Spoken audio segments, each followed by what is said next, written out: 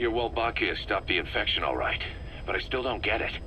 How can a few bacteria change males to females? I know they're only bugs, but... It is not such a rare thing in the natural world.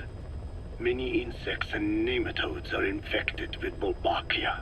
But why?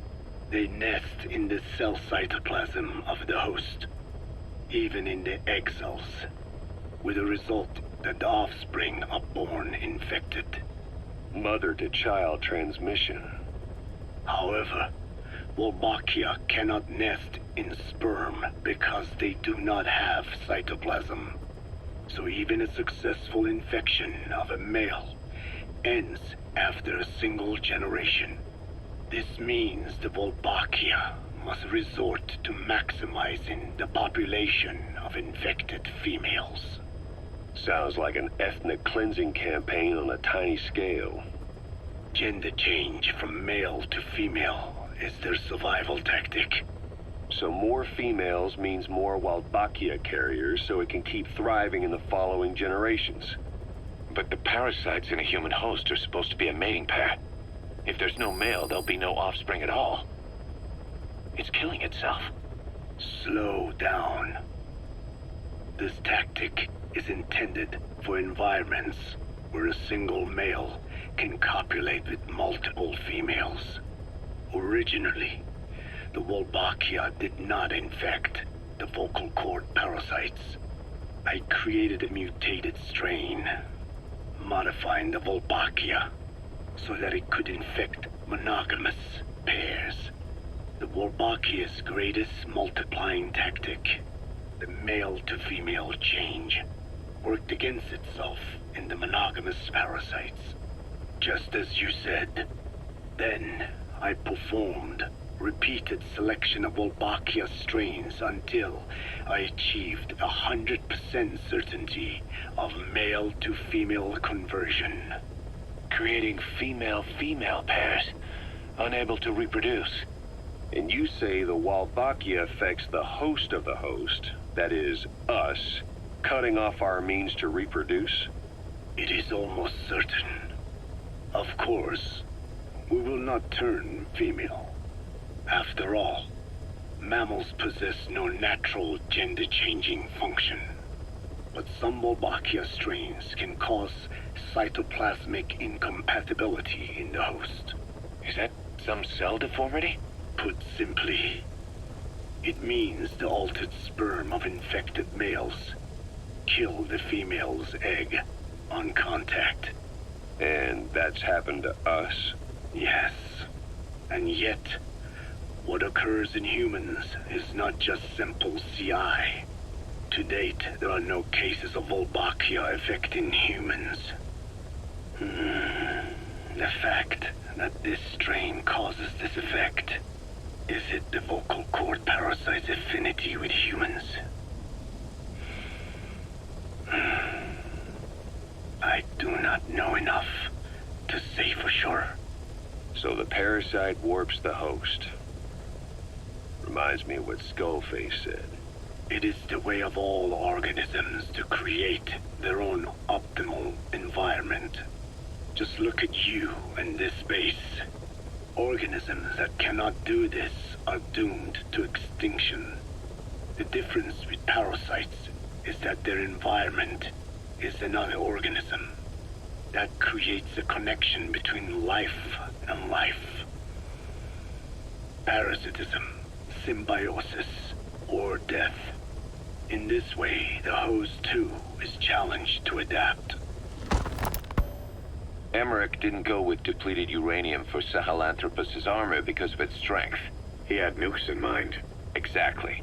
It's meant to use its body as the fuel component for a nuclear weapon. Sahelanthropus uses built-in uranium enrichment archaea to melt its own body and extract uranium-235 from the depleted uranium in its armor. Those archaea perform the enrichment in an extremely short time. The concentration jumps by a factor of several hundred, from 0.2% to over 90%. The end result being highly enriched weapons-grade uranium. Sahelanthropus's body itself becomes a nuclear bomb.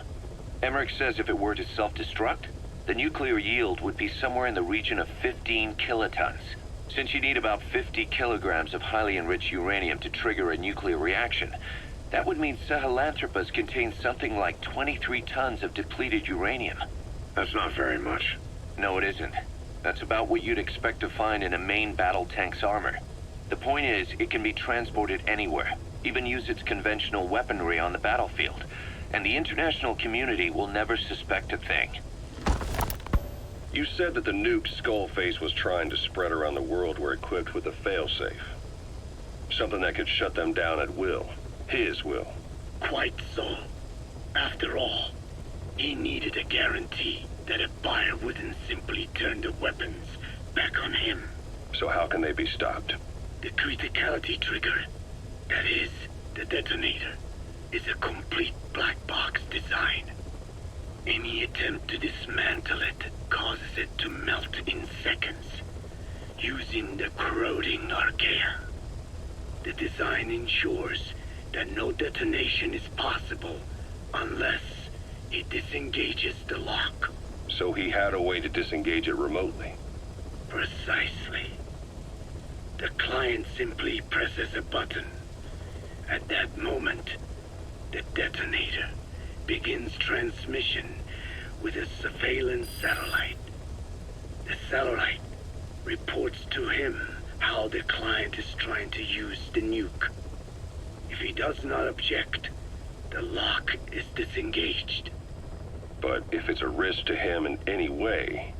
The detonator melts down.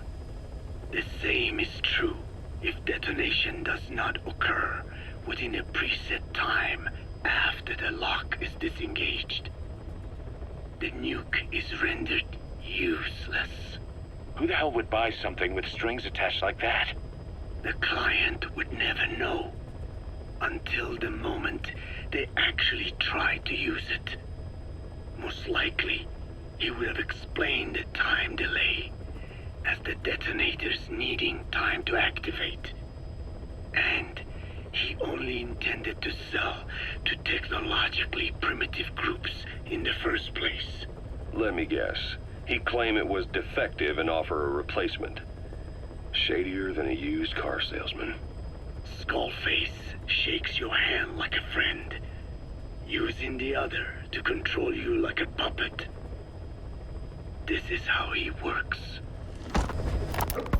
The one that covers, the parasite that lives on the surface of the skull's bodies, is what gives them their power, similar to my children who live in my skin. I modified the parasites I isolated from the body of that old man, differentiating them with various abilities. One that can blend perfectly into its surroundings by exposing the pigments in its cells at will. Another that, by harboring multiple species of metallic archaea, can oxidize and reduce metal. Isolating the one that covers and transplanting it into an artificial medium should provide the same abilities as the skulls, but they can only subsist within a human body. Once transplanted into the medium, they will eventually die.